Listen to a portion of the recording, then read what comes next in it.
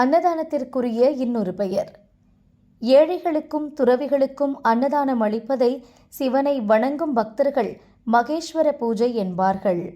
இதற்கு இப்படி ஒரு பெயர் வர பரவசம் மிக்க ஒரு காரணம் இருக்கிறது. அன்னதானம் அளிப்பவர் ஒவ்வொரு பக்தரையும் மகேஸ்வரனாகவே காண்கிறார். மகேஸ்வரன் என்பது சிவபெருமானை குறிப்பதாகும்.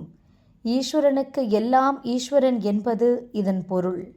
அதாவது கடவுளுக்கெல்லாம் கடவுள், தலைமை கடவுள் என்ற பொருளில் இவ்வாறு சொல்வார்கள். சிவனை எப்படி தெய்வமாக கருதுகிறார்களோ அதே போல அன்னதானம் ஏற்க வருபவர்களையும் சிவனாகவே காண்கிறார்கள் சிவபக்தர்கள். இதனால்தான் அன்னதானத்திற்கு மகேஸ்வர பூஜை என பெயரிட்டனர். மகேஸ்வரனை மரியாதை நிமித்தமாக மாகேஸ்வரன் என உயர்த்தி சொல்வார்கள்.